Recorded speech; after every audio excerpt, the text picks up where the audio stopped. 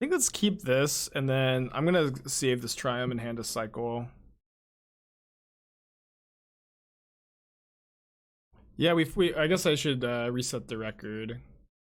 We did just 5-0 with Team Iraq, and I also 5-0'd last night with it, so I'm doing pretty well.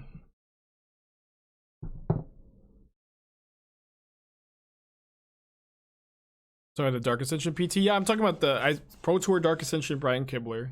Yep, that is a great tournament to watch. I'm gonna get Steamens here. Just like leave all the triumphs in my deck to cycle.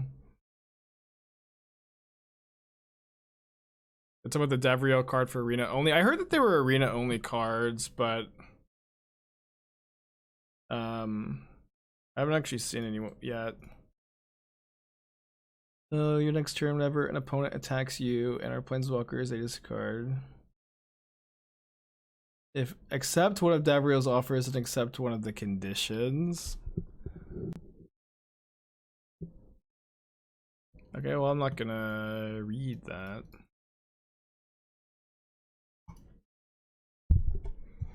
Okay. Seems fun, maybe. I don't know. I see a Trop and Ponder come to arena. Yeah, I saw that they're pre-pinning the duels. I think that's cool.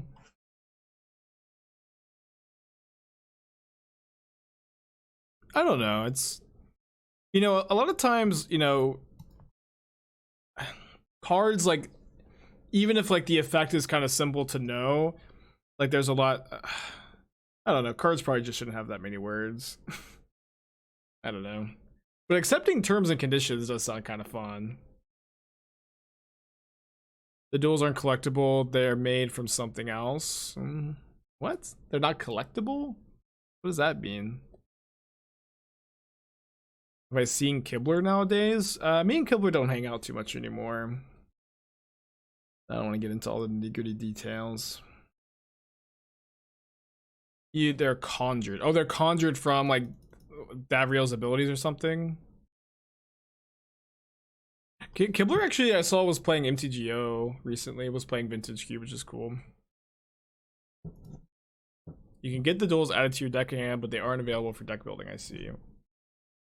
I guess that makes sense because like there's like what format would you play them in? Maybe Brawl. I see. I see.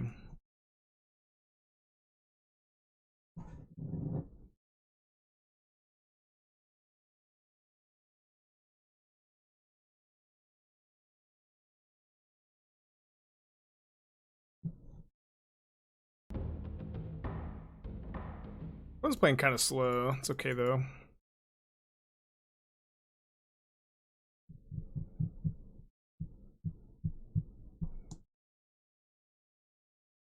Got all the Unholy Heats. I'm probably just taking the pile that has 2 spells, right? I don't know. Maybe not if the 2 spells are Unholy Heat Spiral. I just have 2 more Unholy Heats in my hand. I guess I'm just taking the 3-card pile.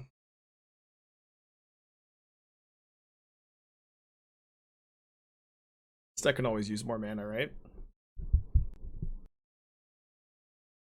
The opponent's taken a while to take their game actions. They've already used 4 minutes of their clock. Oof. Well. Guess I got pretty punished for not taking the other pile.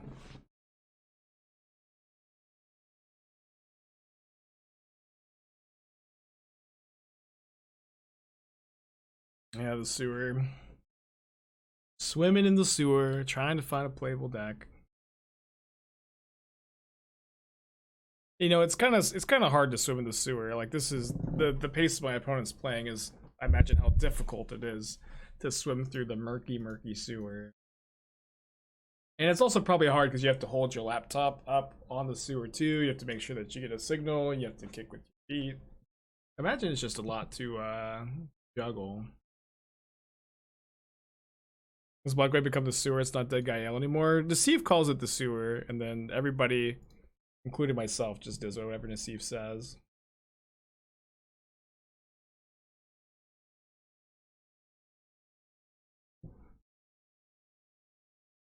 Alright. Well, if we draw a Reclamation, we can cast that this turn.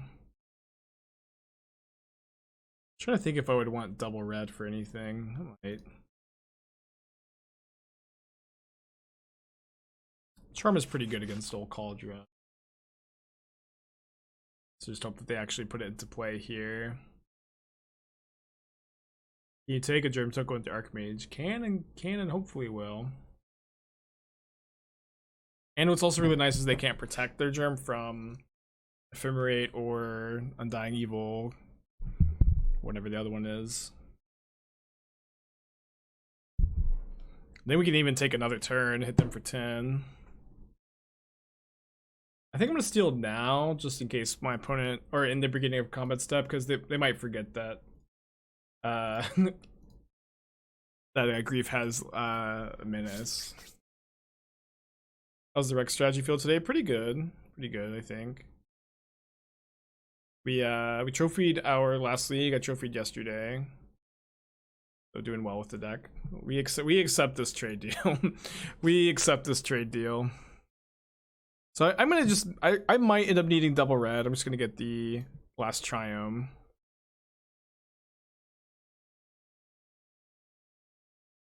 It's just a pass. I'm probably gonna Nexus in of their turn, then we get to go Factor Fiction. But if they cast Thoughtseize, I'll probably Factor Fiction instead.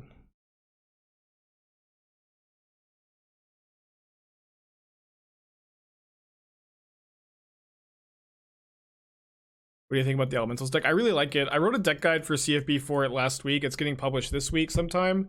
But it is, unfortunately, I wrote it before Canister's innovations on the deck. I'm assuming they were Canisters. I really liked the list that he won the challenge with. Dude, Factor Fiction into 5 spells with a turn floating feels pretty good. Yeah, Factor Fiction's been feeling strong.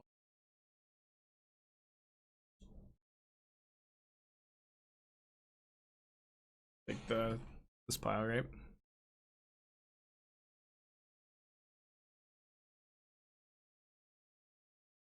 And we have an extra turn floating. The more cards we draw, the more Nexuses we draw as well. I'm just gonna draw 2. I want to do something with my extra turn, right? So we had to draw lands at some point. If we're gonna draw a land, it definitely glad it's this one. You have to scribe 3 times, or scribe twice 3 times. Equal to drawing 3 cards.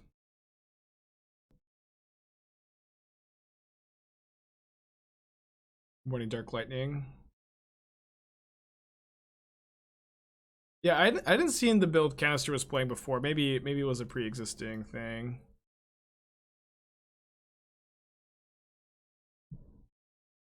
So we can go Wrenn and Six, cycle Triome into Nexus. Be a pretty good turn.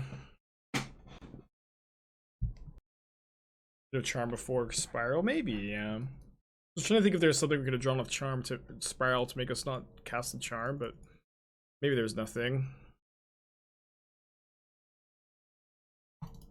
I guess I'll just make sure I stack these correctly. It's top, spin top. Make sure you put them correctly on top.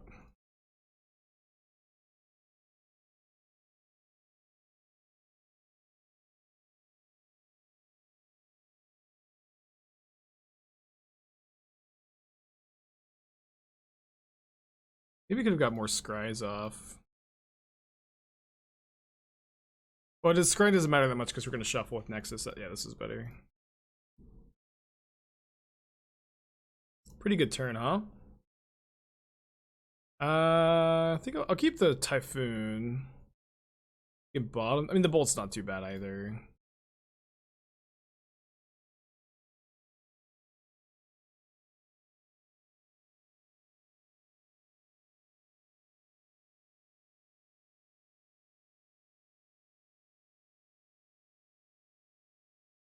Yeah, so yesterday I was only playing 1 Triumph, but just going up to like the 3, just like so we have them to cycle in the late game has felt pretty good so far. I do want to make sure that I can charm into some gas. I'm going to scry again before I cast this charm to draw 2. That qualifies.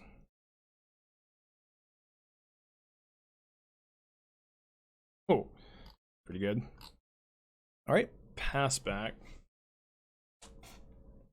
For Esper Reanimator, brew with a more straightforward. I think the Esper list is great. I trophy twice with it, and I have felt like the deck is really strong.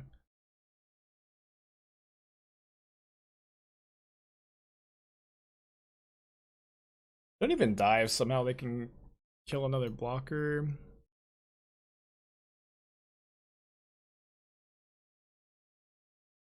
Yeah, I mean, I've been told by a lot of people that I should start streaming my games that I play, and I was already playing a ton of Magic Online, ton of Magic, and then my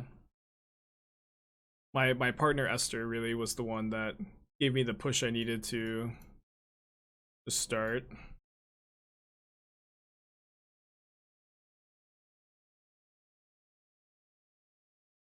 You have another Fact or Fiction in the yard. Red mana? What's this? Prismatic Ending? Exile Wrenn and Six, sure.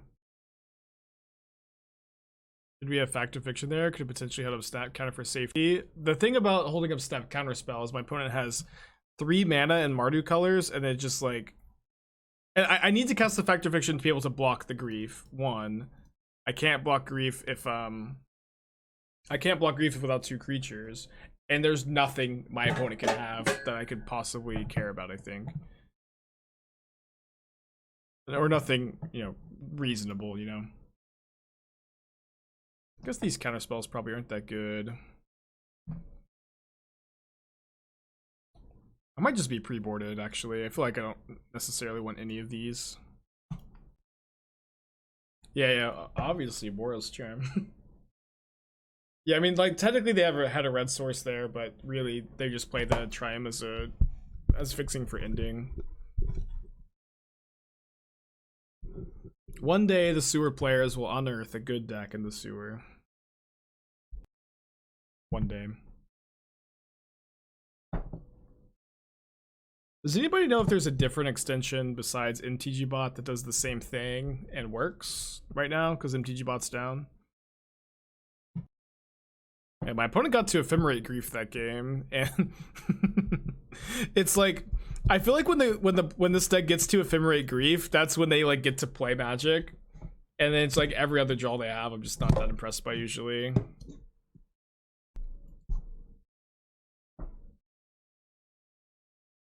Yeah, there's a lot of graveyard hate in the format for like the Darcy Murktide decks and like the Rakdos deck too, and then like decks, you know.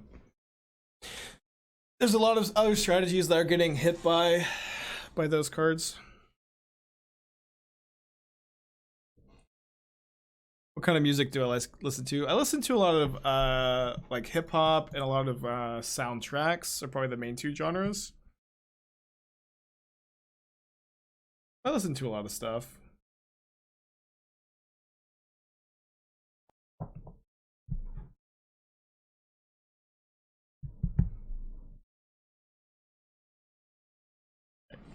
Grief pitching Fatal Push. There it is. This is a mistake. You're supposed to stack the triggers differently. Looks like it's not gonna end up mattering. Yori, thanks for your subscription. Appreciate ya.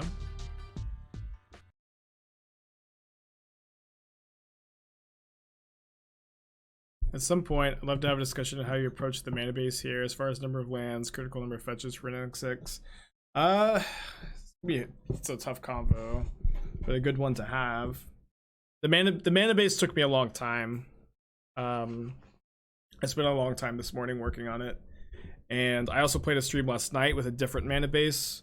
So it's like, last night I was playing a basic mountain, basic forest, and one of each filter land.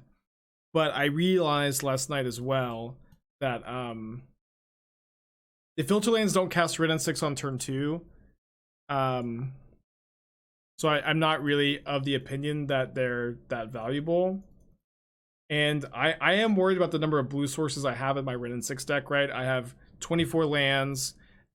18 of them cast Wrenn, 6 of them only tap for blue, which I feel like is more blue sources than I would like. But I do feel like 18, you know, red and green lands I can possibly cast Wrenn. That feels like about the minimum number that I can have. And then I also really wanted a second Castle Vantress after last night.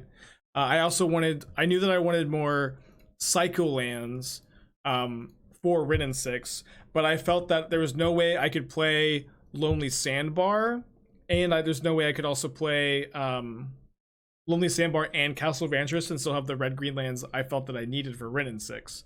So my solution to this problem, I think I'm gonna attack. My solution to this problem is, how am I approaching this? I'm gonna upkeep Bolt. My solution was to play 3 Temur Triomes instead. And I've liked this change a lot. The like just having like all these Temur Triomes to like cycle, it has been very good so far with your Wrenn and Six.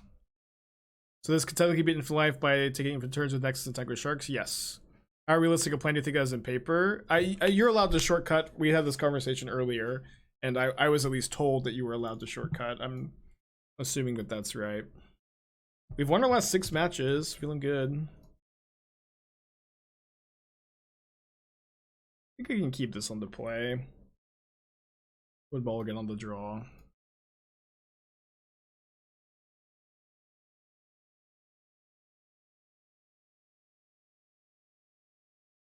How do you take infinite turns? If Nexus of Fate is the last card in your deck, you take infinite turns. It's a 1-card combo.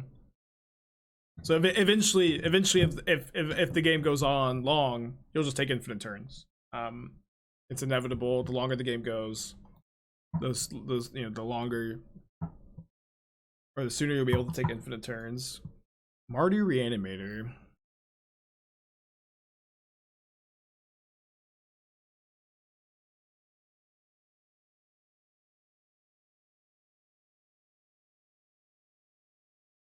Yeah, Priest is really good against counterspell decks because you can't counter the Unearth. I'm a bit worried about this card in the matchup. We've got a bunch of relics in the board. This matchup is probably good though. I don't want this to resolve. I guess I'm gonna. I also would like to draw 2 though.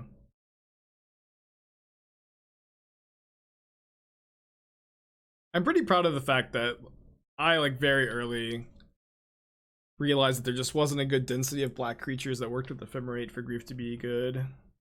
Is there a reason for Relic over Lantern? Relic is a lot better against, oh, this is not as an additional cost. I'll let this go. Relic is a lot better against the Darcy Ragavan decks where you, like, can constantly pressure their graveyard. Where, like, specifically, what the hell? Specifically, they must be playing Recruiter if they're playing this card. Maybe not. Murktide Region is really hard to deal with Lantern, but it's a lot easier to try to deal with a Relic of Progenitus, where you're just constantly pressuring their yard and stranding Murktides in their hand. We're in pretty bad shape here, I guess.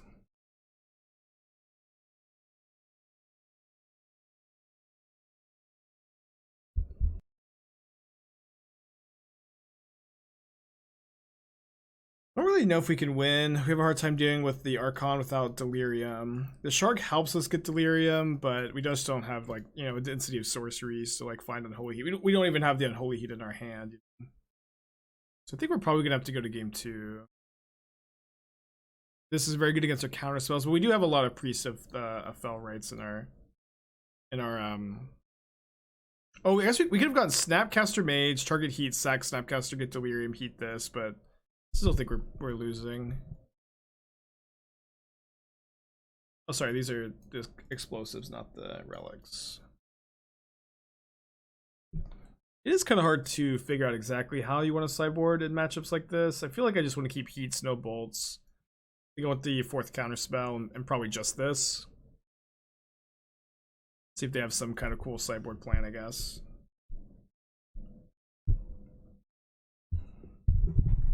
You have to break up the onboard infinite life combo first. Yeah. Infinite life beats infinite damage as long as the infinite life combo stays in play. Fluster seems good, is it? Maybe. Oh yeah, I guess so. If they're playing the 2-mana spell. Why Relic versus Soul God? I literally just got done having this conversation. Oh, I guess we'll get those in for game 3. I just got done having this conversation, but to briefly reiterate, Relic of Progenitus is much better against Murktide Regent than Soulguide Lantern, which is like the main reason I'm playing Relic is for that card.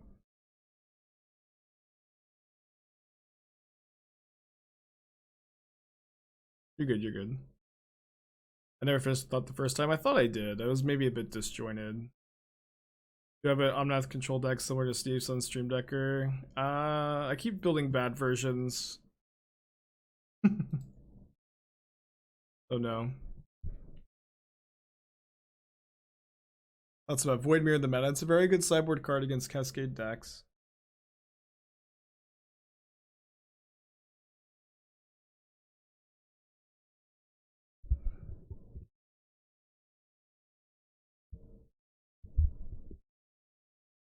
I love a red source for Wrenn and Six here. I'll take any land though. There we go.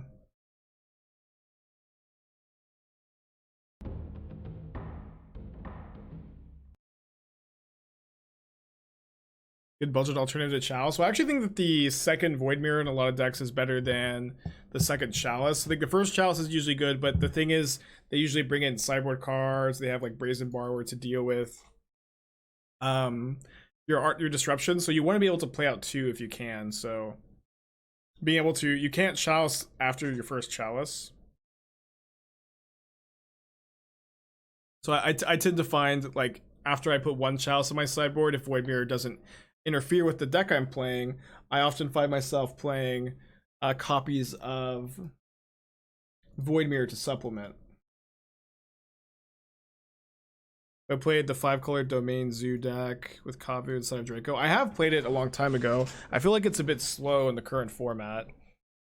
And one big issue that deck has, that a lot of other decks have, is that their threats are like pretty soft to Unholy Heat. I keep talking about this, but it's just people obviously see that Dragon Rage's Channeler, Darcy, Urza Saga, they obviously see that these cards have huge impacts to the modern metagame, right? I'm gonna cycle the Triumph here. It's like that's obvious, everybody gets that. I don't think that everybody understands the extent that Unholy Heat has had an impact on the metagame. It's been a huge impact.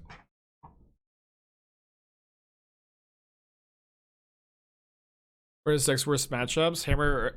You will not see me playing any deck that you will not see me registering any deck that I think has a terrible Hammer Time matchup for the foreseeable future. I don't know what this deck's bad matchups are. We got crushed by Mono Blue Tron. We played against Burn earlier. That didn't feel good. I'm currently like 3-0 against Hammer with this deck. I played against it twice, I believe, in my Trophy League last night, and once today. I think Hammer's a good matchup. I feel like this deck needs some life gain on the board. I mean, probably not. Like neither Bird nor Prowess are popular at the moment. You just can't, you just can't beat everything. You only have a 15-card sideboard. But this is like a new deck, and I've been winning a ton with it, so it's just very difficult for me to tell you what the bad matchups are now. They need to split these 2 cards. How's this deck do against Amulet? Probably fine.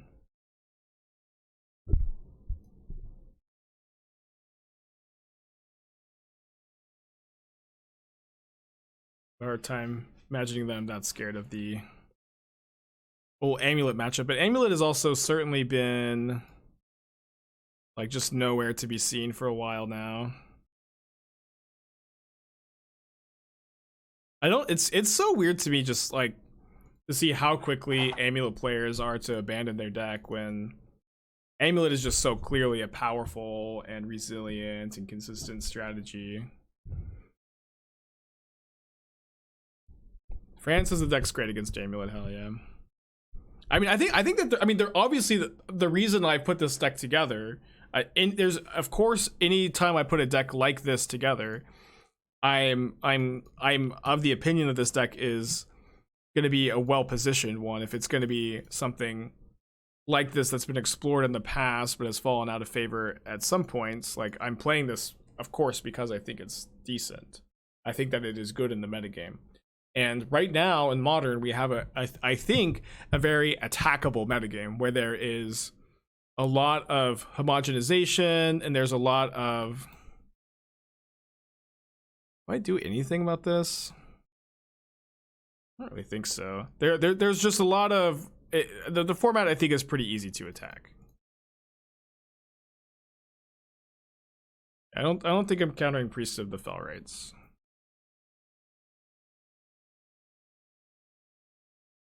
I think I'm gonna ultimate this Wrenn and Six and hardcast this Shark Typhoon, huh?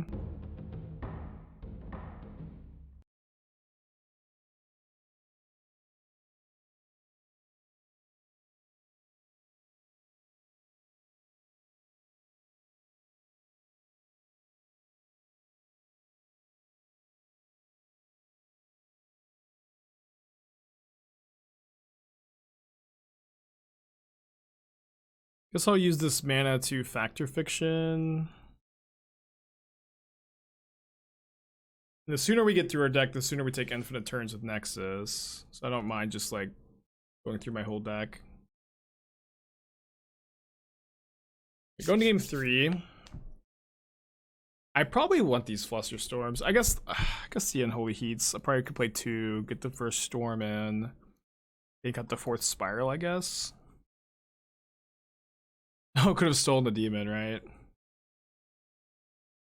We're on a 6-match win streak. It would be pretty sad if our streak lost to the Priest of Fell Rites deck. We were on a pretty big win streak last week, and we lost. It was a Savage Knuckleblade. We were on like an 8-match win streak. Lost to that card. Sand's probably a keep. A little slow though. Definitely not perfect.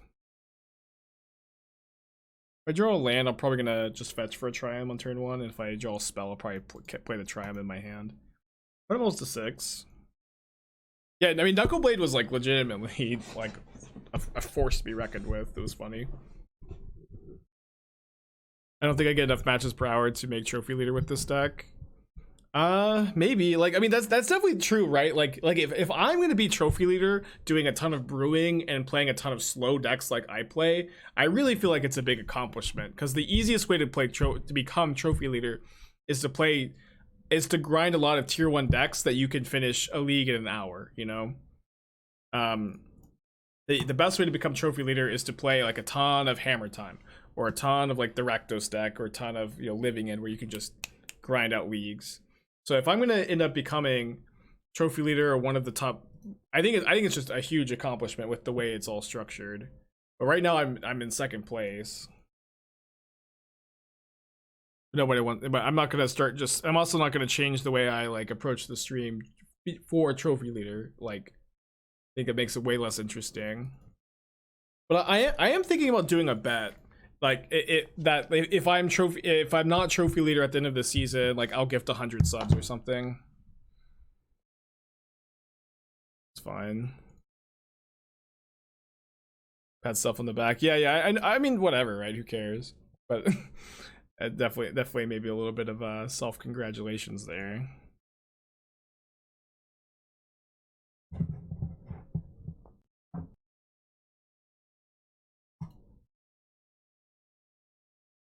This is the 2nd league with the deck today. I also trophied off stream last night. We went 0-2 drop after losing to Mono Blue Tron, of course, and then burn into 5-0, and now we're in game 3 of match 2 of the 2nd league.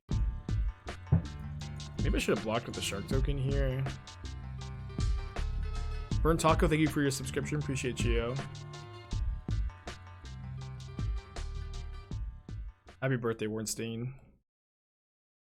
My constructed rating. I don't usually like to put a lot of stock in constructed rating. It fluctuates a lot.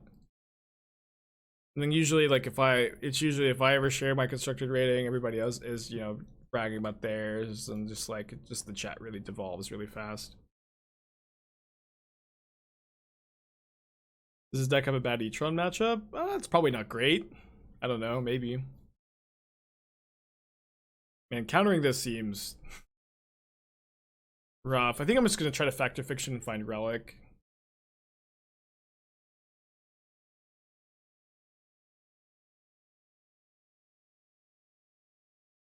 Yeah, Priest of Felrace is specifically good against counter spells.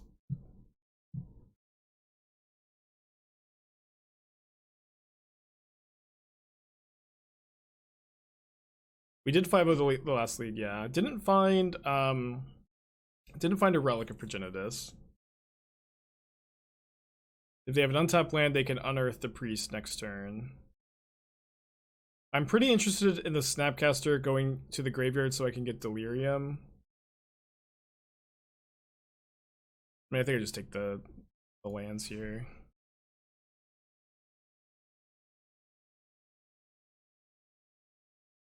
There we go, just Snap Heat. Hope they don't have an untapped land this turn. They do, things get a lot harder. What's nice is at least oh no, I only have one more Unholy Heat left in the whole deck. They do have the untapped land. Damn it. Yeah, Archon's gonna be really tough for us to deal with. We could maybe do so though. You could not play land, discard snap to hand size. I should have spiraled in response.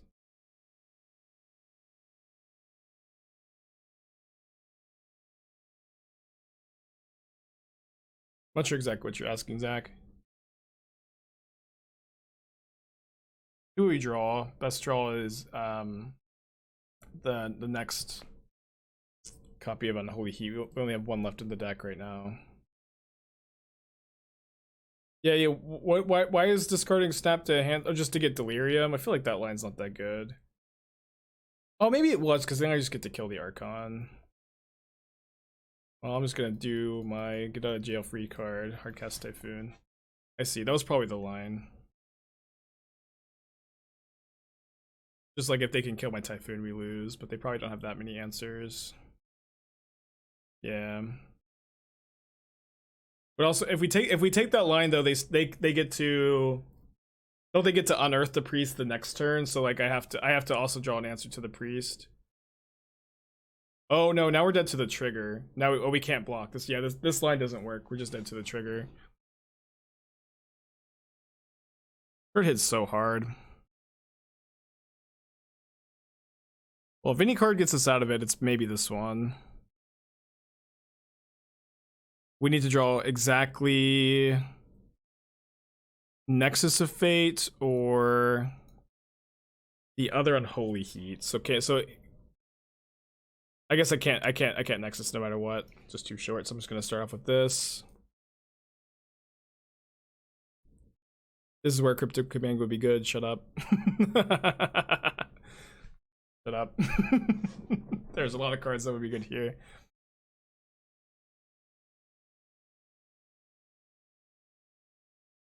This lets me go draw Factor Fiction off this and then cast it. Ooh. Out of basic islands. Alright, just 2 more looks at Unholy Heat, but we're also dead to any reanimation spell, so I think our win streak comes to a loss here.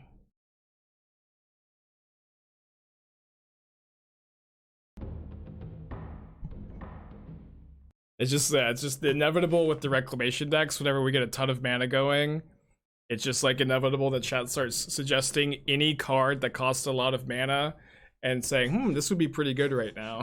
when that is just not the issue with these decks.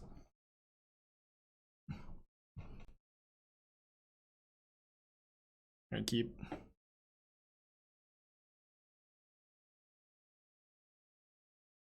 Oh, come on. You're supposed to be playing 1 toughness, 1 drops. Didn't you get the memo? Opponent didn't get the memo. Actually, I feel like I'm supposed to hold up Counterspell here. My opponent also might like commit a Darcy into the Wrenn and Six. But being able to stop storming entity seems important. I'll just Counterspell this. I can use my mana here. These kind of decks, is it not worth trying to include gaining life against aggressive matchups? Well, I think that maybe your perspective is just like a bit off, right? Where it's like you have this question, right? Do we want life gain in the deck? If the answer to that is yes, you have to figure out is what life gain are we playing, right? Like, and how can we include it? What cards do we need to cut? And why do we want it in the first place? And so, one, the top aggressive decks in the metagame are Dragon Rage's Channeler Darcy decks and Hammer Time. Neither of these decks are soft to life gain. We are playing against Prowess right now, but Prowess and Burn are both unpopular decks at the moment. Both of these decks are also still very beatable without life gain. But it's also definitely true if you come to a different conclusion that I have just now. Like I've shown you my thought process for why I don't have any life gain in the deck. You need to also find out, if you disagree with me, what life gain are you going to play? Because in Temur, like your options are like Weather the Storm, Elder Gargaroth, and neither of those are particularly good at the moment, especially Elder Gargaroth in the Unholy Heat metagame. Yeah, Prowess is also not soft to life gain. That's definitely true. It's really just Burn, and Burn is not popular, and Burn is also beatable without it. I'm gonna go snap Counterspell. Kitchen Finks is not playable. Pulse of Marasa is probably what we would play, yeah. That would probably be it if we were going to include any life gain. Kitchen Finks is not a modern card. Kitchen Finks is a relic of the past.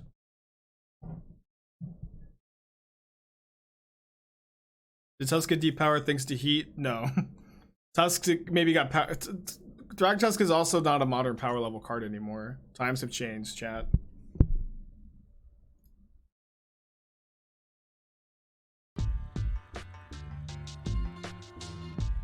Good draw.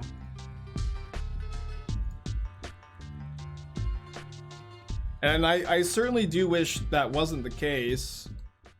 I certainly do wish that that wasn't the case.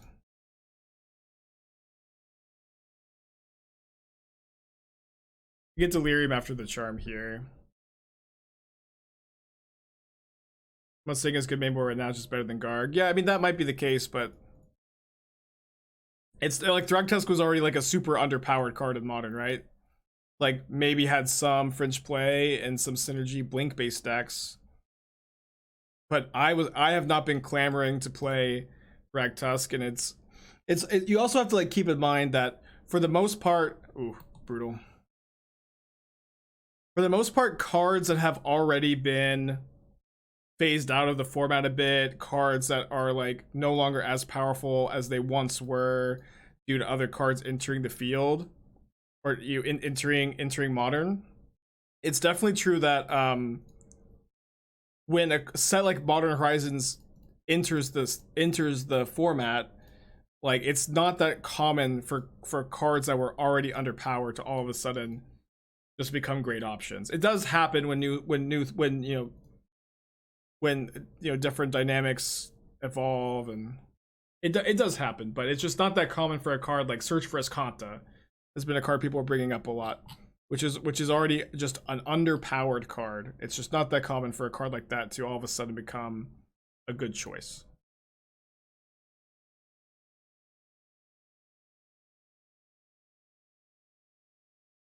I feel like Wrenn and Six is so good right now. Yeah, absolutely, I do. I agree.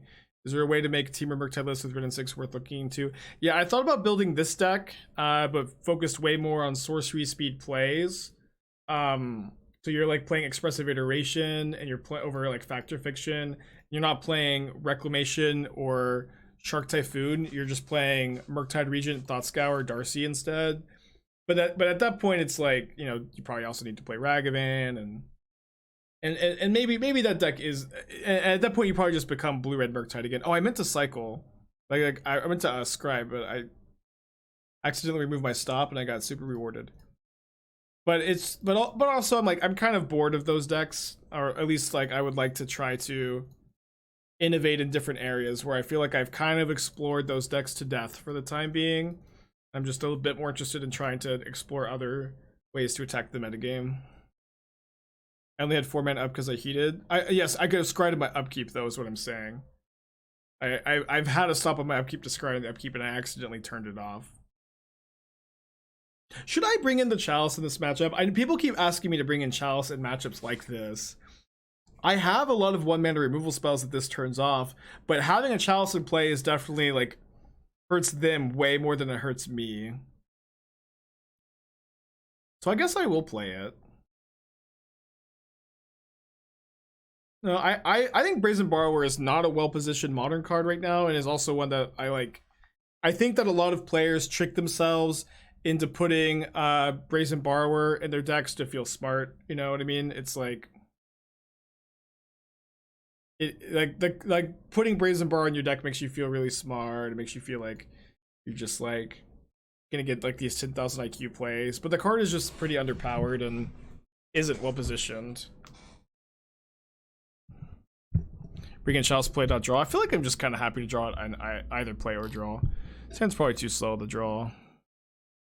It is not. Put back second storm. I think a one of Blue Sun Zenith is probably fine, but I think the Nexus of Fate kind of fills that same role, and you probably don't want both. They don't necessarily play poorly together.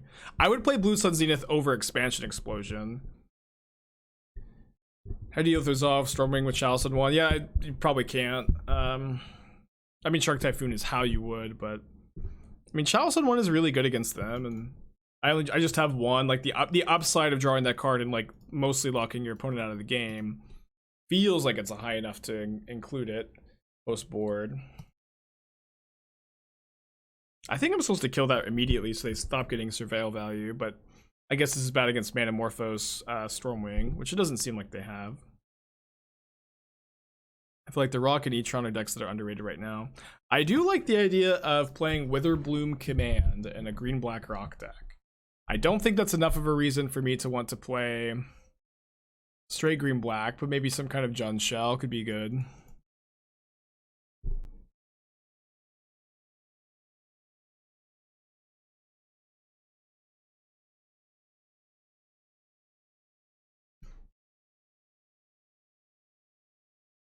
Remember, Flusterstorm still can the storm counters still go through that with Chalice. Witherbloom Command is booty? I don't know, maybe.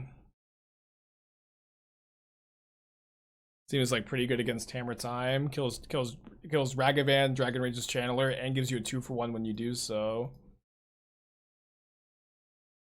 And booty is good, and yes. I don't know. It's like, I think it's not good in most metagames, but I think it's probably fine right now. But it's not, but it's like, it's just like a fine card in the metagame. It's not like, this is not like your big solution that is all of a sudden gonna be like how you like win and like really take advantage of the format, and this is like really your big solution. It's just like all of a sudden a playable card.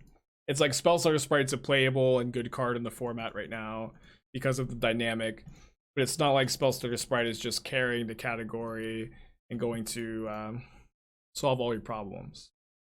And it feels like a lot of times people put on like cards like that, they really put a lot of weight on them, when in reality they're just like fine. Do you have any thoughts on the MTGO Historic Jumpstart cards? I don't know.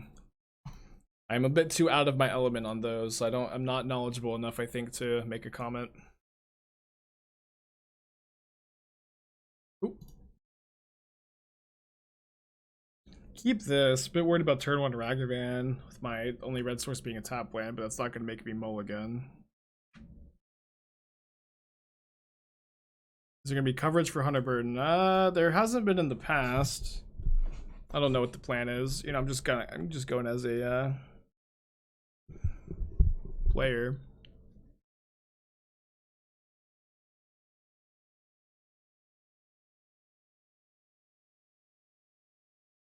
See if they have a Voidwalker.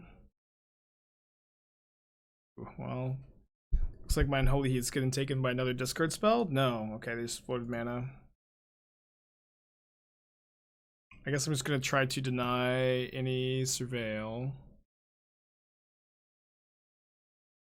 I wrote a deck guide for the Rakdos midrange deck, King, for Channel Fireball Pro.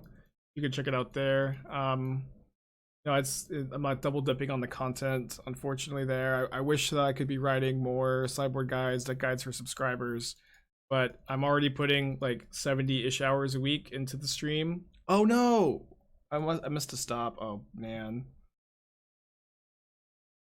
got me monologuing. I'm already putting in like 70 hours a week for the stream, so it's just very difficult for me to also,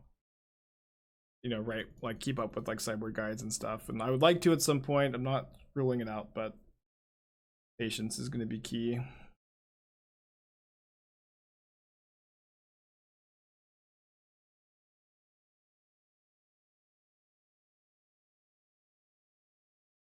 Yeah, I wanted to cycle Typhoon for one, yeah. Especially just trying to hit a land and go land. Wilderness Rec, Factor Fiction is what I wanted to do. But thankfully my opponent is floundering a bit over there. I think this is a great matchup too.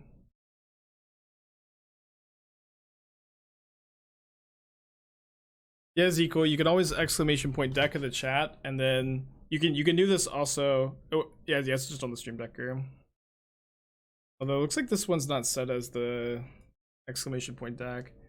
But you can also do that if I'm offline too. You can always come in and find the deck list that way.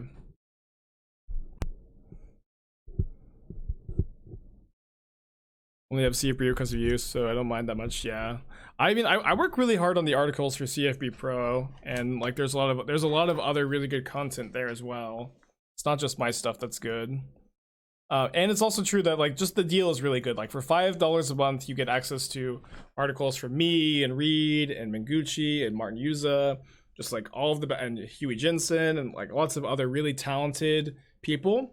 And so that's for $5 a month. You get access to just like an incredible well of knowledge and information.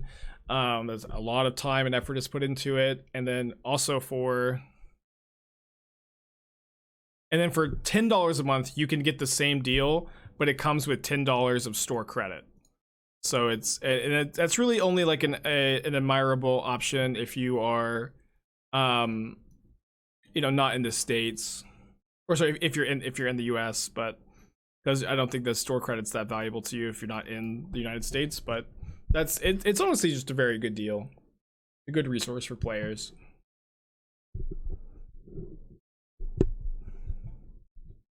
User code when I bought cards last week. What does it get you? It gives me a commission of part of the sale. So you can use code Spike. I'm honestly like pretty bad about promoting this, but you can use code Spike in the CFB store, and I get a commission of it. Or you can use, Yellow Hat, code Reed.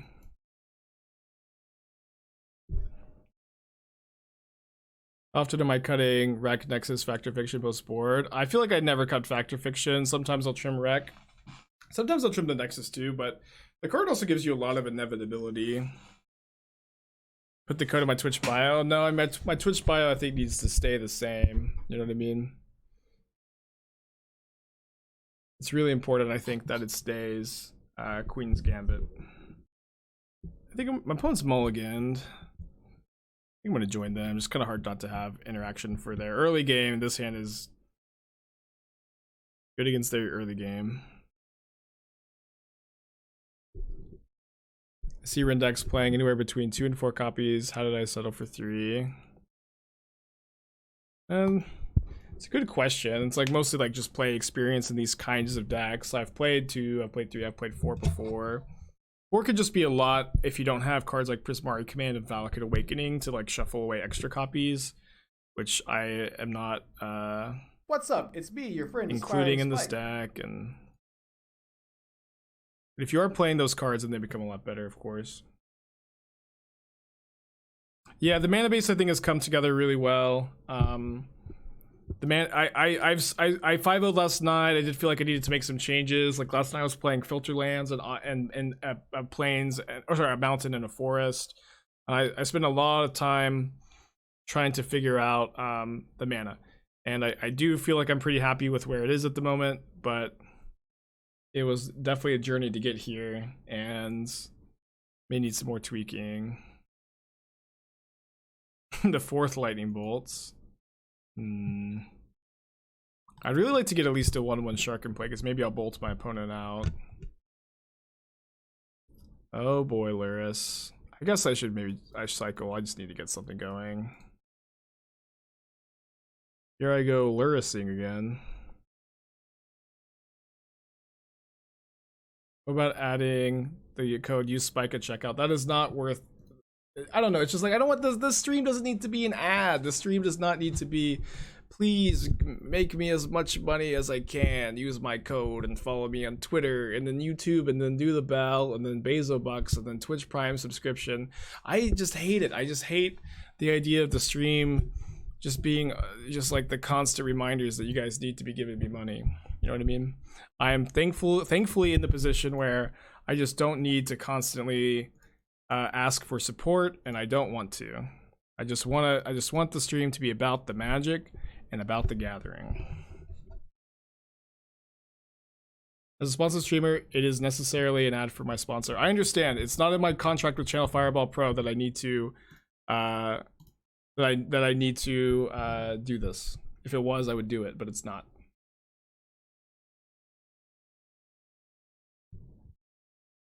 But then it's always like, whenever we have this conversation, I'm always like, hey, this is how I would like to run the stream. I would like to not make it all about the money, and I just want to, you know, talk and hang out. And then it's always like, well, this is how I think you should run the stream instead. You know what I mean? Just let me do my thing.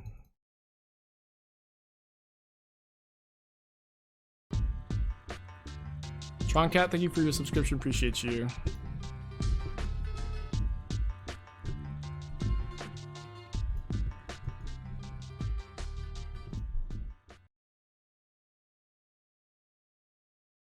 Alright, so this is going to negate their Luris from getting a card. It's good for us.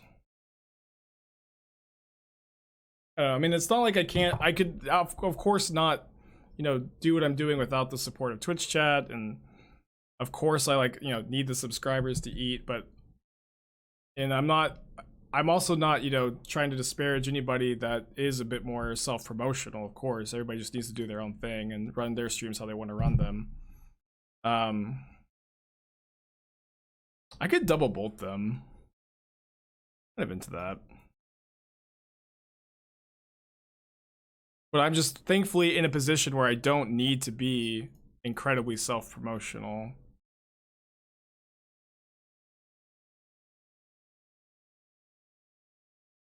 Should probably counter this. It's really bad if they're sandbagging Bobble.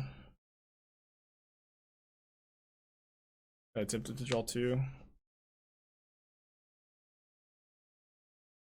I could draw land Wrenn and Six if I draw 2, but I would also steal Darcy. They're gonna dash Ragavan, which is not very good to steal. That'll a scam coin, yeah. And yeah, I mean, if I draw 2, like, there's a decent chance I can draw a 1 mana removal spell for Luris and get, you know, a 2 for 1, which matters a lot in this kind of game. I don't know, it's just kind of a tough spot there. If you steal a dash monkey, the monkey still goes back to their hand at the end of their turn, so it's usually not where you want to be. Olgon's Command's very good there.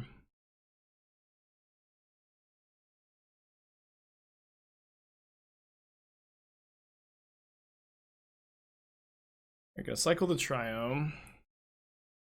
I'm saying it's Luris mystery card. Yeah, I'm waiting to cycle the Triome until the end of my opponent's turn, because if they draw Inquisition or Thoughtseize, we get to blanket. They instead drew Ragavan for turn. We countered the Luris and got returned to their hand by Kolaghan's Command. Yeah, this is Graven Cairns. They play it because they play Ragavan Darcy, costs 1 red mana. They also play Dothy Voidwalker, which costs black, so this can filter their red mana into black for Voidwalker. Some pretty good tech from a pretty good MTGO user right here.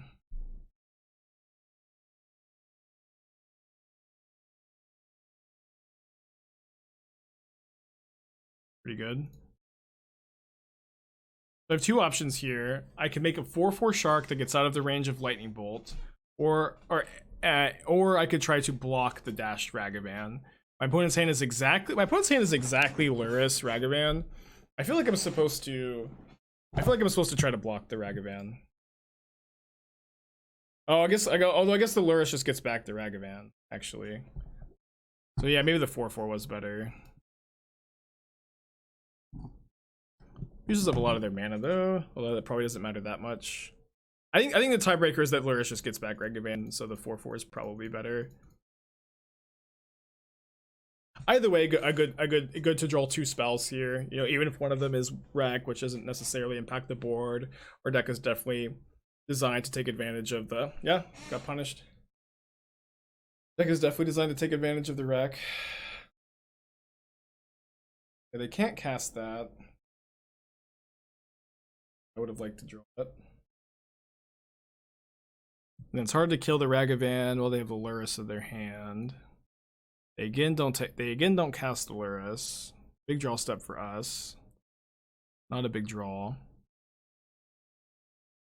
If I play this like it got by Croxus, I guess I'll hold it. I feel like a black-white Evoke Ephemerate deck needs a backup plan. I got my LGS splash for a Stoneforge package. About splashing blue for Soulherder Venser. I don't personally feel like those are the issues with these decks. I just needed to take the hit. We don't have Luris. Yes, you definitely need a backup plan. Like, Grief Ephemerate is not going to win you many games, or maybe any games. Okay, thank you, Ragavan, for clearing away the land.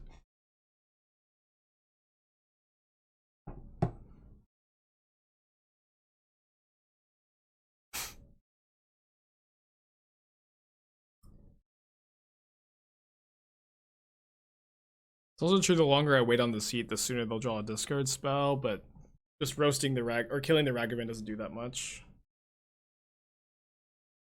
Prismatic ending my wreck? No. Still them tap the white mana first.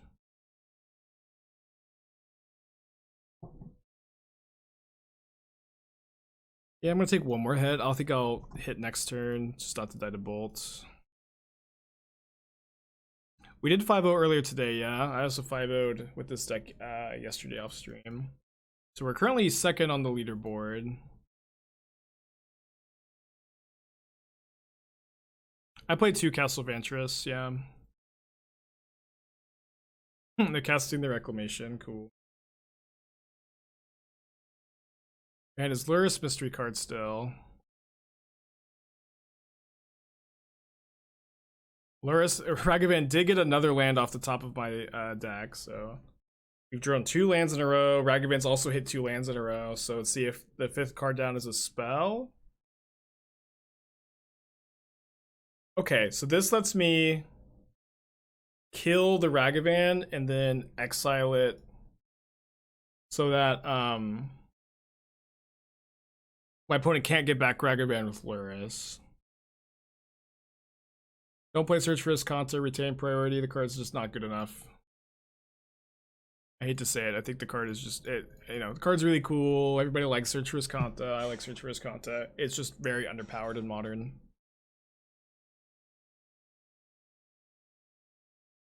You know, you know, like the Reclamation shell this is a good shell to be playing in Modern, in my opinion, right? Like I'm of the opinion that this deck is good, and I'm of the opinion that this is a well-positioned deck, and I'm just not looking for cards that are underpowered.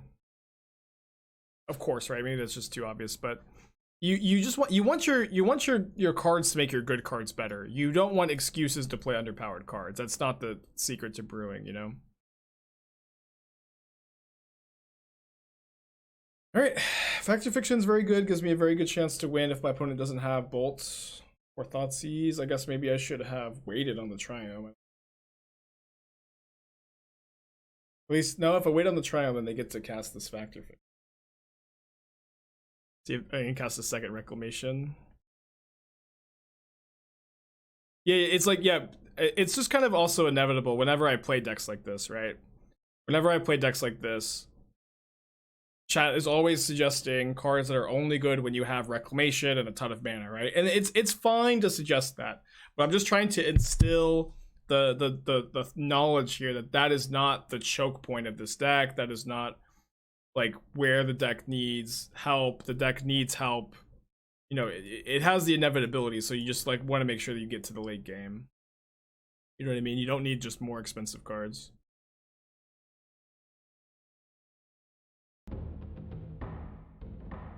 Pretty good Factor Fiction.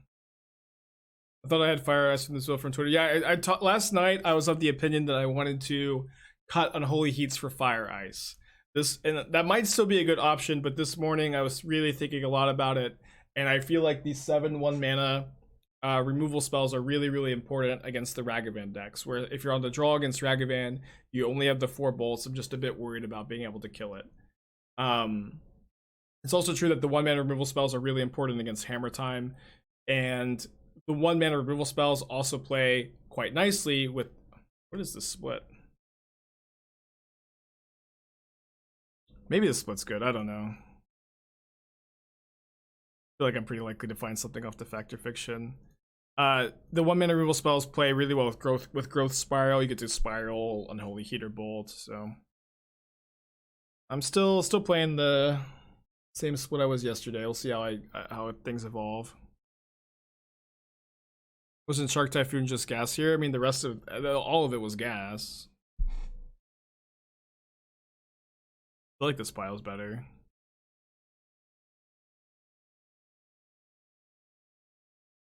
Guess I'm taking Snapcaster. If my opponent dashes Ragavan, can I steal it? I guess I would just play Snapcaster Mage and try to go to blocks. And his Ragavan, 2 mystery cards.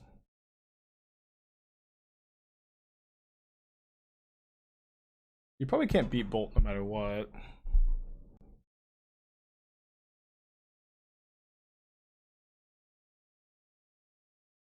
Stealing Ragavan does not eliminate the dash. They still get to dash. Yeah, I think I just have to play with my opponent not having anything. Or so the Ragavan goes back to their hand. Ragavan goes back to their hand, so you don't want to steal a dashed Ragavan. So Ragavan and block. If I steal Ragavan and block, I'm like super cold to my opponent having a discard spell. And if I steal Ragavan, I don't know. I think this is just better. Like my opponent just doesn't attack. I think I'm just gonna be fine losing to a burn spell this turn. And then if they don't have it exactly here, I probably win. Fuck. No, come on. Still Darcy trade. Maybe.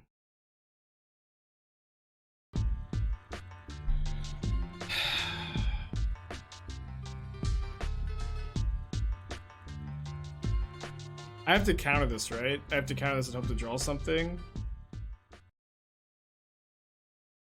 The amount of Factor Fictions now, I can't even really draw anything. Yeah, I think I just have to use my Factor Fiction.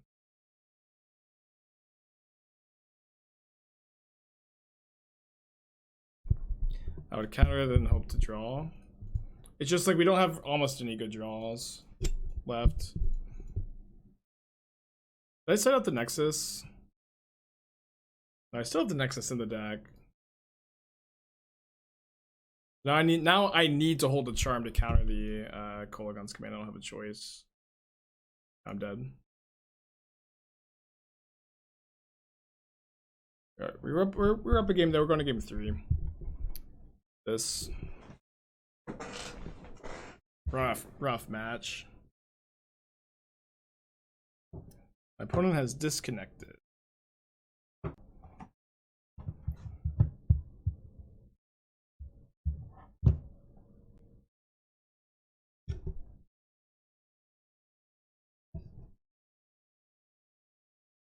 Yeah, endurance is a good suggestion. Double green is not a super good cost. It's doable though, I think. Yeah, we can maybe play endurance over Relic of Progenitus. I'm like kind of on board for that. It's also like gives you a lot better mill matchup. I think I'm gonna get Steam Vince on turn 1 so that I could cast a Wrenn and Six that I draw on turn. What are my people keep asking me my thoughts on the Historic Horizon digital cards. I have no thoughts. I don't really care.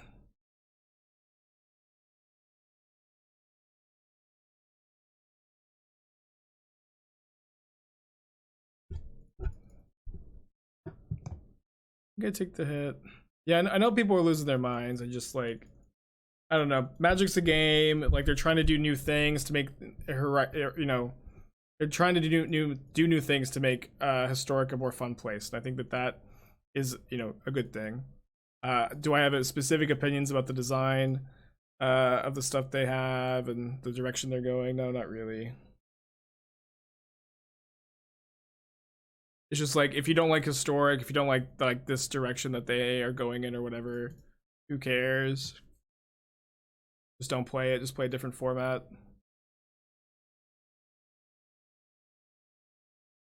Yeah, there's like that's always the wonderful thing about Magic the Gathering, right? That there's 1,000 different ways to play it. There's 1,000 different ways to play Magic.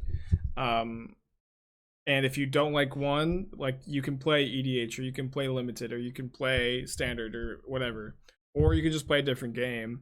And I think, you know, if Wizards is going to be just, you know, I would much rather Wizards try to innovate and try new things and just try to make the game enjoyable for people than have Wizards be super afraid of doing weird stuff and be afraid of the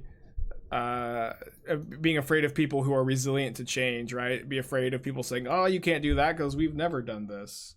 Obviously I'm kind of generalizing a bit, but I think people take this kind of stuff way too seriously, and they see that they're doing stuff that's like, they're printing Tropical Island on Arena. That scares me because it's different, you know. But you know, I don't know. I just don't care, personally. It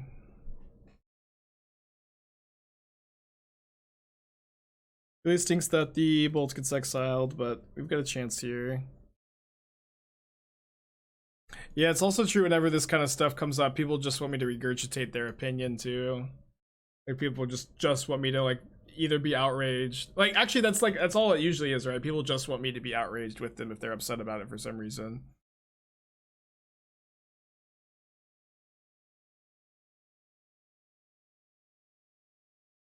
I just have no strong feelings about this. It's a start. Active Fiction has been pretty impressive so far today. I'm taking this bio if this is the split. I think my opponent has creature removal in their hand. I think they have Unholy Heat. Doesn't make a ton of sense for them. Oh, they would have killed my Snapcaster last turn actually. Wait, what's in my opponent's hand? Because they missed a land drop. They didn't kill my Snapcaster that I cast to block. Darcy isn't delirious, although it is now delirious if they sack their clearing. I don't know what's in their hand. They could just give delirium to Darcy though, so I don't think there's any point in playing the Snapcaster. They just have delirium at will to have it fly over. Yeah, maybe Kolaghan's Command. When am I gonna make white good? Yeah, we were talking about that earlier today too, but like the whole like white is unplayable meme is pretty dead in my opinion. White might be the second best color in Modern. And maybe it's only a dead meme in the context of Modern, but good sequencing. But like green is the worst color in Modern, I think, right now.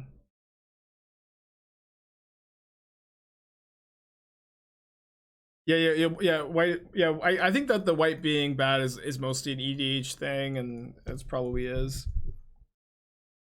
But it's also just like it feels weird to expect. It feels weird for like Wizards to design cards that are not meant for EDH. You know, feels weird. It feels weird to expect Wizards to like print good white cards in standard formats for EDH. You know what I mean? So we go snap Unholy Heat this.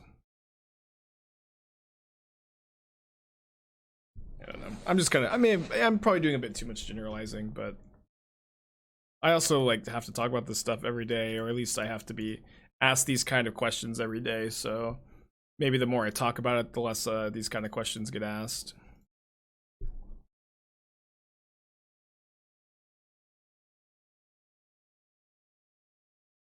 Ooh, didn't play around Kaya's Guile. Could have played around it. Brutal.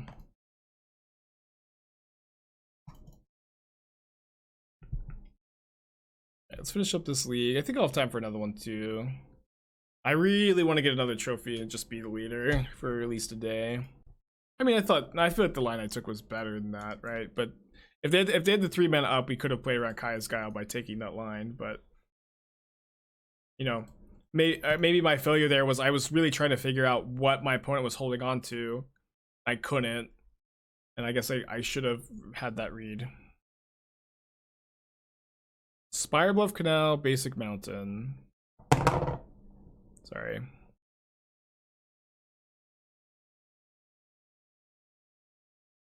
Torrential Gearhawk, I know you asked this earlier in the stream. This is now the 3rd time you've asked it. I've answered you all 3 times, and last time you asked it, I answered the question. I don't know what's going on, but if you're gonna ask a question, please listen for the answer. And I would recommend Rakdos between those 2 decks.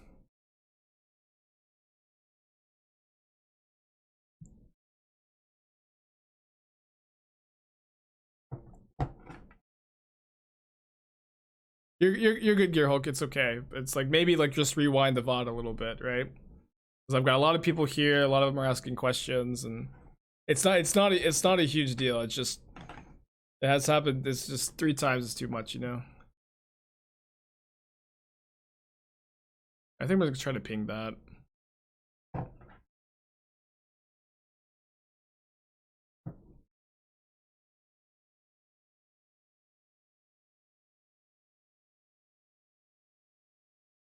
Lightning Bolt sure would be a good draw here, huh?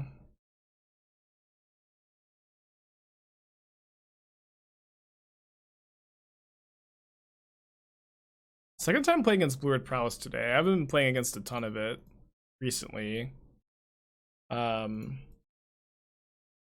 Is it like back in the upswing? Did it do well over the weekend?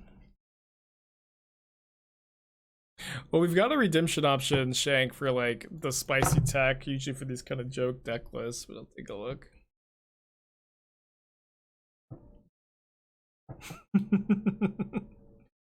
Yeah, okay, I gotta. This gives me a laugh. Oh, I haven't seen Master of Cruelties as a suggestion though. Every deck playing 4 Unholy Heat, 4 bolts. Well, I'm playing 3 Unholy Heat here. I mean, Unholy Heat's a really, really good card. I've been talking a lot about this today, right? But, you know, it's very obvious the impact that cards like Ragavan, Urza Saga, Dragon Rage's Channeler have had on Modern. One card that I think is, like, so much more subtle on the impact it's had is definitely Unholy Heat. Where it's just, like, this card is really, really ubiquitous. The card is really, really good. It's honestly, like, better than Lightning Bolt in a lot of decks. On a lot of decks, this card is better than Lightning Bolt. And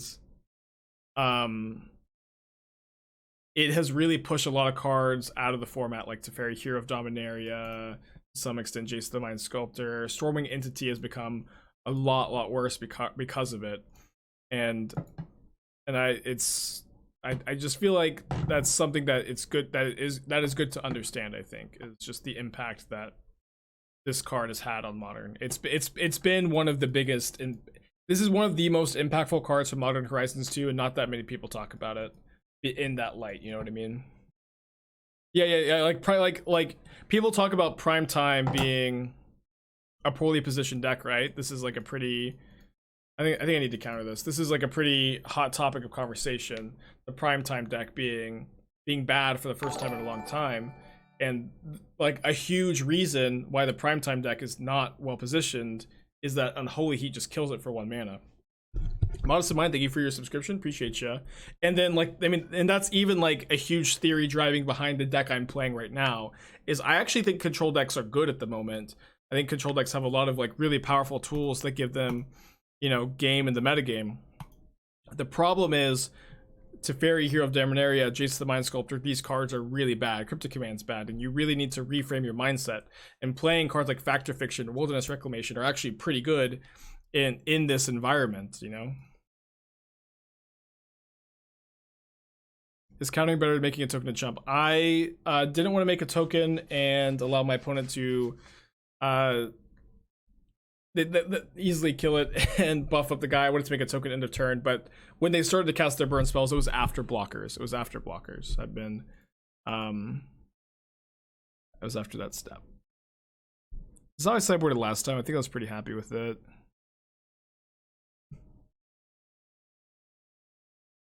Yeah, 1/1 removal is so efficient right now. I think I'm gonna play explosives on 1. What's the rationale between 3/1 split and counterspell? I just didn't want 4 counterspells in the main deck of this deck.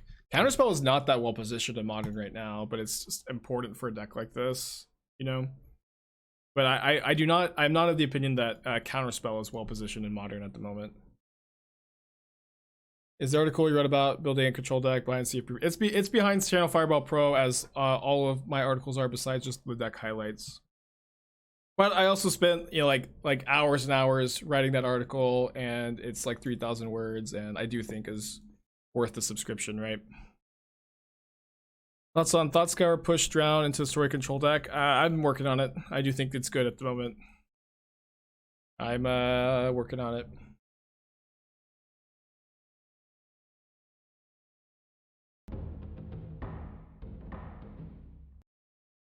Yeah, I do 1 CFB video a week, Martin or Marta. You one a week and 2 articles.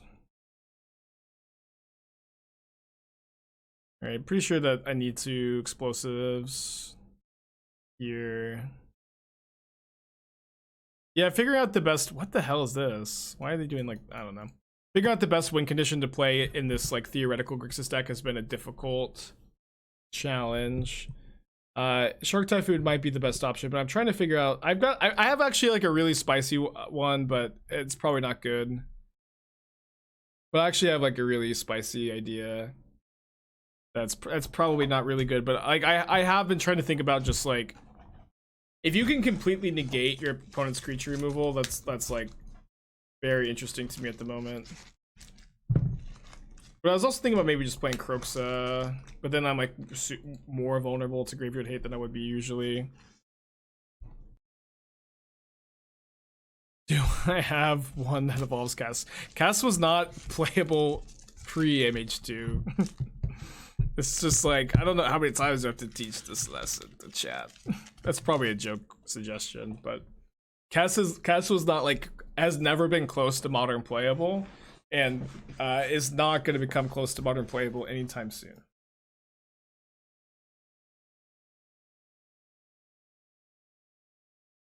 Yeah, Gaia-Drone. I actually like Gaia-Drone. I think that card is like close to playable, but maybe would be in a format that wasn't dominated by Heat and Hammer. Yeah, the spike code is not it's not a discount code, Atos, it's a affiliate code, so I get just a commission of it. What about the one with Dakin and Bolas' Citadel? Well, I mean, Bolas' Citadel isn't a win condition. It's kind of a nice thought. I'll give you that. If Bobble eats a ban, does that hurt the top of the meta enough to shake things up? I mean, obviously, yes. Things would be shaken up. But also, like, I think it's also good to understand that the modern metagame is changing a lot right now. It's like there are a lot of strategies that are emerging to take advantage of like what was a kind of homogenized metagame, and I can start to feel things moving a lot, and I'm finding a lot of success brewing and trying new things in this format because it was, I think, a bit stale for like a week or two. But I've been having a lot of success trying to capitalize on the dynamics of like the previous metagame, you know? And I am not of the opinion that anything should be banned or unbanned at the moment.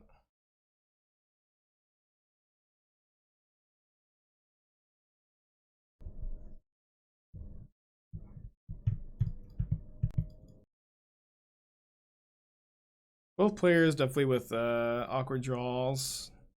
I have a land, please. You? I mean, I don't know what I'm playing at the Hunterburton. That tournament's still like a month away. The modern metagame's changing a lot. It's a bit silly to like have my deck choice already selected when I play Magic every single day already.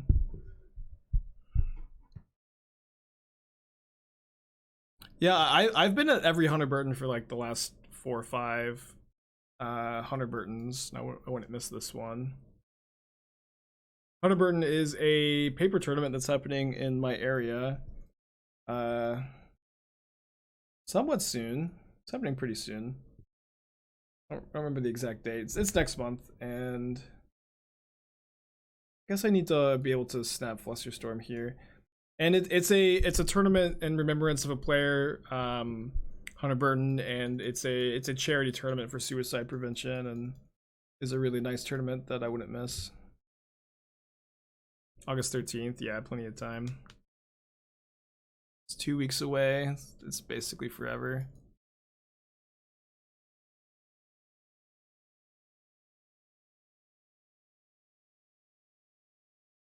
I don't go to any LGSs anymore. I'll occasionally go play paper, or at least I like tell myself that I will. But it's tough because I spend like 70 hours a week on the stream already, so finding like an additional like 5 hours to go play FNM is tough. When I have like other games like D&D I prefer to play in my free time. But if you have ever been a paper grinder or paper player in the Dallas-Fort Worth area, like we've almost definitely bumped into each other at some point. Yeah, I've been to Madness dozens of times. I've won like 2 PTQs at Madness. I've played, you know, millions of like RPTQs there too, of course.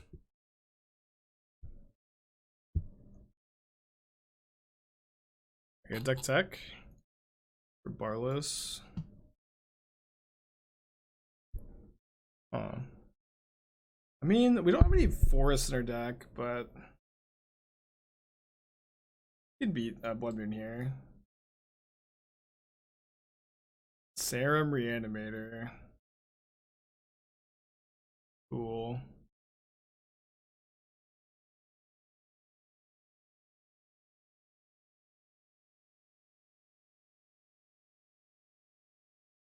This is really cool. I like it.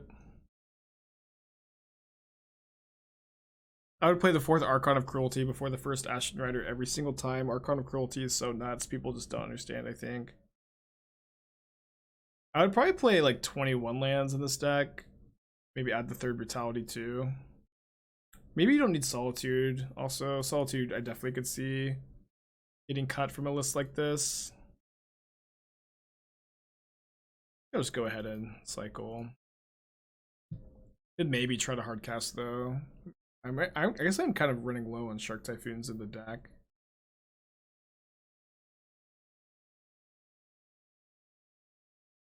I also feel like your Leyline of Sanctities in the board probably aren't that good. You probably need to play Prismatic Ending to deal with lock pieces even in the main deck. I feel like maybe if you go like -2 Solitude, maybe minus the Brutalities too, I'm not sure. I feel like you need Prismatic Ending in the 75 too, like ideally the main deck. Cool list though, I like it a lot. Those are just some general thoughts. Probably not like the best way to build a deck like that, but it seems really fun. Really, yeah, really cool idea. I like it.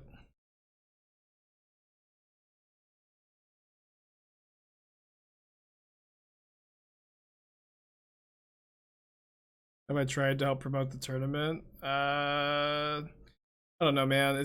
I like the Thunderbird tournament, but I hope that you understand that I have people asking me every day for stuff. I have people asking me for for promotion and shoutouts, it's just so often, and I like the Hunter Burden, but I do promote stuff. I do shout it out, but it just becomes a bit much, and I'm really looking forward to playing the Hunter Burden as just a player, and I'm looking forward to playing the Hunter Burden as just like an average guy. You know what I mean? Because that was who I was for a very long time, and I still feel like, that's what I am. Just let me do my thing, and let me just run the stream how I want to do it. Not the Hunter Burton Memorial Open. Sorry if I'm mumbling. What are my thoughts on Reanimator as an archetype? I think it's very good. I actually, last week, I spent a lot of time playing Esper Reanimator and doing really well with it. I like the deck.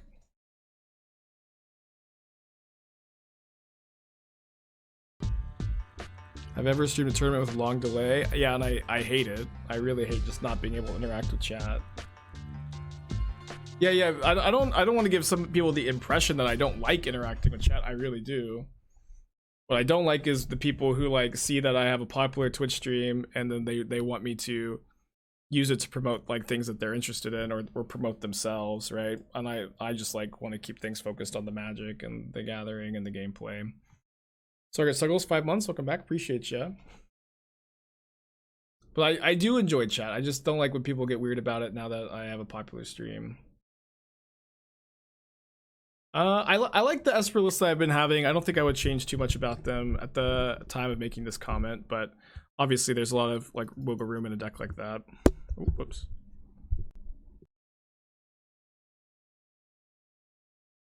I do want to get a third island in play, so I can cast Charm through Blood Moon. I think I'm also just going to cast an Explosives here.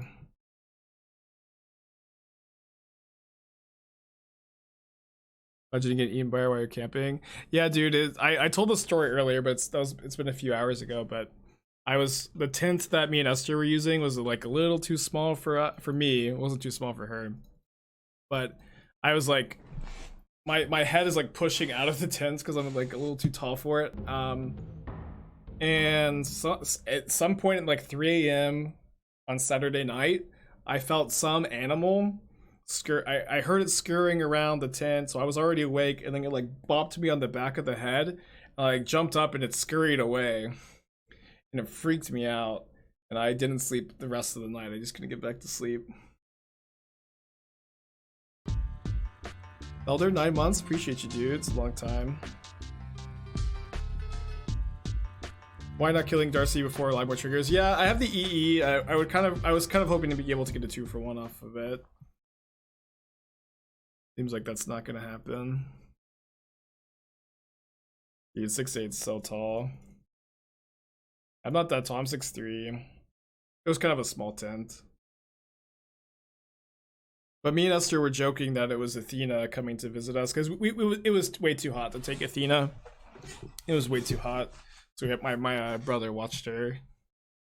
But we were joking that Athena was coming to pay us a visit.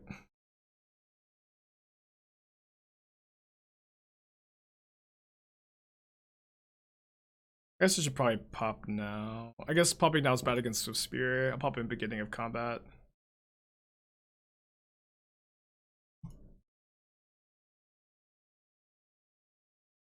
Trying to think if I... Yeah, I mean, I might actually end up cycling the Triome at some point. Off game. I'm at 15. I've got a decent amount of time here.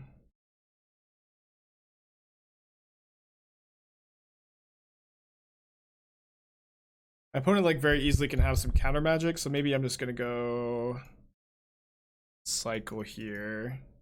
We need to have a Shark Typhoon or a Wrenn and Six or a Snapcaster go to the yard to get Delirium. Man, land here stinks.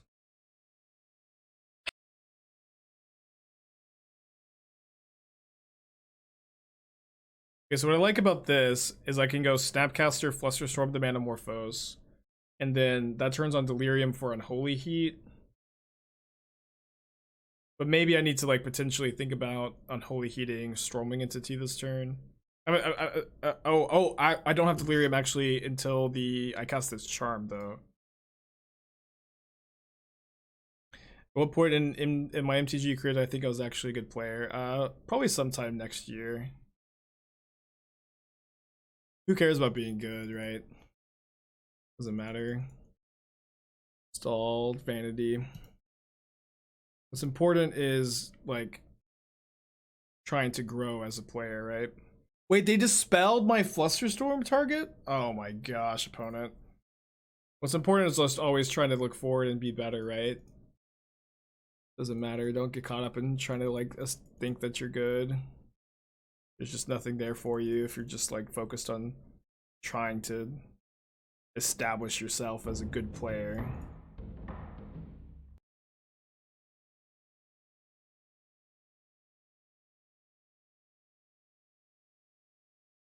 I don't think that they have like something that makes me pay 3 mana here. I want to steal this and save Unholy. Now I have Delirium for Unholy Heat. I want to save Unholy Heat for Stormwing Entity.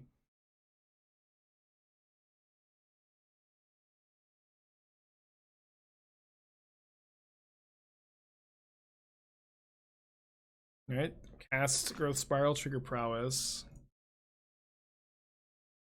It's a good draw. Might be waiting a turn though, because I don't want to like. I only have one more basic island in the deck, and I don't want to fetch Shock. Oh yeah, maybe I need to hard cast. I might actually hard cast. We'll see. Although cycling's pretty good against old Darcy, huh?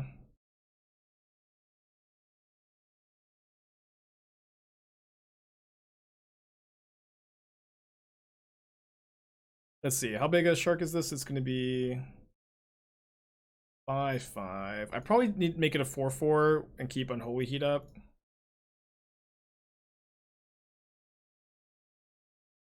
Now I can make it a 5/5. Not a double bolt, I guess. It's safe to assume this deck cannot function without Wrenn and Six. I mean, you can play Fire Ice as like a budget replacement to Wrenn and Six. It'll be fine.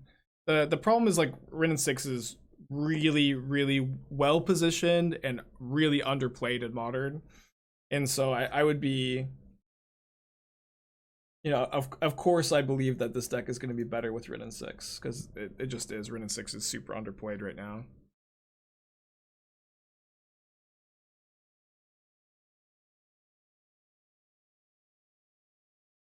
But Fire Ice is like a very reasonable card in this deck and is 6/6.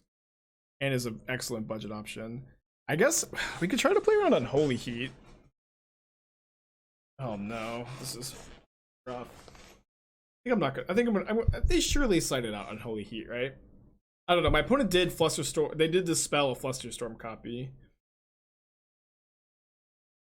I'm writing my article right now, and it's titled "Wrenn and Six is the most underrated card in Modern." Yeah, that is a great title, Ross. Like I've just been thinking about Wrenn and Six for like. I've been saying it for a little while, but the card is so good right now. It's so good right now. It's like almost at an all-time high, maybe, and just nobody's playing it.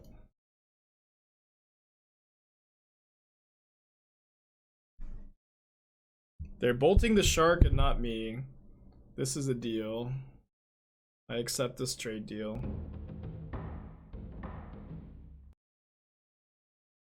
What a good Wrenn and Six decks. This, I mean, that's the issue, right? Is that no existing tier 1 deck is a good Wrenn and Six deck.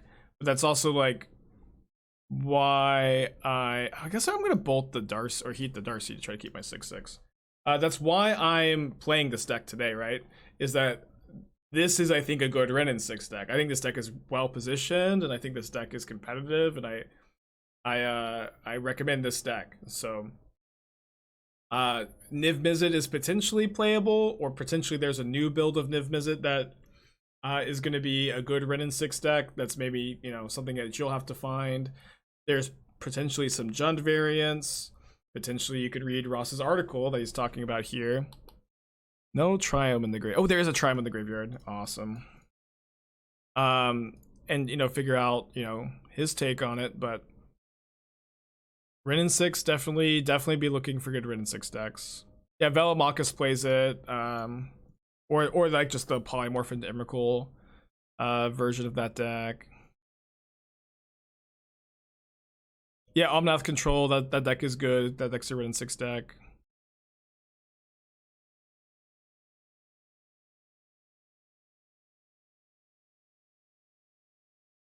Yeah, the Naya Lands deck.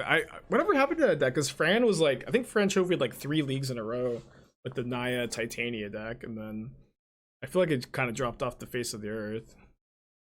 This deck, can you search for this Kanta? I need to make a command or something, but it's just so dumb because every time we have a lot of mana and we have no gas, people suggest cards like that just teleport to the hand, right? It's like I would love to have like any mana sink in play, obviously, but it's not like how would we even like just draw it in this spot? You know what I mean? But Search for Wisconsin is super underpowered. But every time I play a rec deck, it's only when we have a ton of mana that people suggest, I actually think that we need this super expensive underpowered card. You know what I mean? I like Omen of the Sea. If we were gonna play Yorion, I'd play. If I was gonna play Omen of the Sea, I'd play Yorion maybe. I put an Exiled Bolt. Are they not gonna kill my Soulscar Mage? They're gonna let it be. They're letting me block. Seems like a mistake. How often is this deck trying to just slam a Reclamation on turn 4? I mean, you cast a Reclamation on turn 4 almost every time you can because you just get your mana back. The only times you wouldn't is if you like need to play around a counterspell. Would Hall of the Storm Giants be a reasonable include? That's the manland, right? I like Hall of the Storm Giants. I think that card's good. The issue I have with Hall of the Storm Giants in a deck like this is that the best utility lands are more cycling lands for Wrenn and Six and then Castle Vantress, and I'm not of the opinion that we have the luxury to play more utility lands beyond that. It's gonna steal this, I think. Oh wait, I needed to hold on. I need to steal it before they can have Dispel up. Sorry, if they're playing Dispel over Spell Pierce, maybe. Yeah, we'd be done if my opponent just bolted me.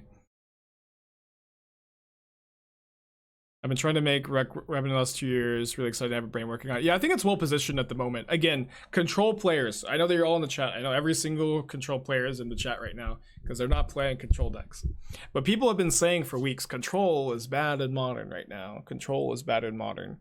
When the reality is, Teferi, Hero of Dominaria is no longer like the best win condition for control decks. It's also true like Cryptic is bad if like decks need to cut that.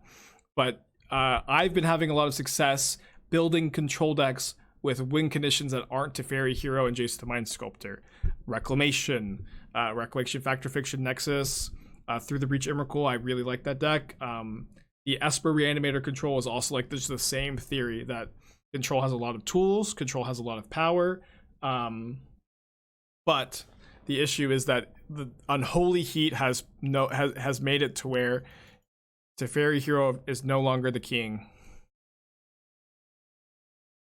Okay, so we can make a shark and then hold up Counterspell. Is Rin's Prodigy too weak for Animator? But yeah, you don't want to all of a sudden turn on your opponent's cheap burnt removal spells by playing Jace, where like a big strength of the Reanimator deck is that those cards are not currently turned on for your opponents usually. Think Monastery Mentor can be one of those win cons? Probably not. I feel like you want to be trying to play win conditions that negate your opponent's removal rather than just like lean into it more. Mentor isn't particularly good against a format with like Unholy Heat.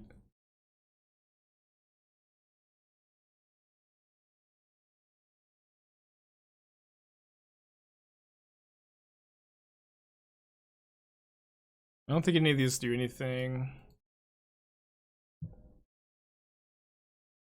Nice. Doesn't know how you hit your mission targets anyways, but yeah, but you have like Archon like enters the battlefield, makes you sack a guy, makes you discard a card, makes you cast Unholy Heat, it makes you draw a card, and then if they heat it, you just get to reanimate it again, most likely, or it's pretty easy to reanimate it. That deck also plays Chalice of the Void too, but you know, it's different, right? It's like Shark Typhoon also dies to Unholy Heat, but when you make a 1/1 Shark, if that dies to Unholy Heat, that's not a bad exchange for you. And Shark can get out of the range of Unholy Heat too. So Typhoon is actually pretty good. I've been liking it a lot. Could Kiki Exarch be a good control finisher? So I don't know if I didn't make this point very well, but the point I was trying to make is that in this environment, I think I let this resolve. In this environment, you don't want win conditions that are just like full to Unholy Heat, like Teferi Hero. And so suggesting like Kiki Exarch is even worse potentially, right? So you're gonna be trying to find different things. Oh, did I forget to Wrenn? I mean, does it matter? But I should have. I'm mostly just trying to talk. I guess we do lose to like them hitting Bolt plus Dispel off the iteration. Does this mean Twin could be unbanned? I'm of the opinion that they actually could unban Twin. I'm not of the opinion that they should. But I think that if they unban Twin, it wouldn't be tier 1 in every metagame. Okay. It's a long match. Alright, I'm gonna try to play another league. I might not have time to finish it. Yeah, Bring to Light Valky I think is pretty good because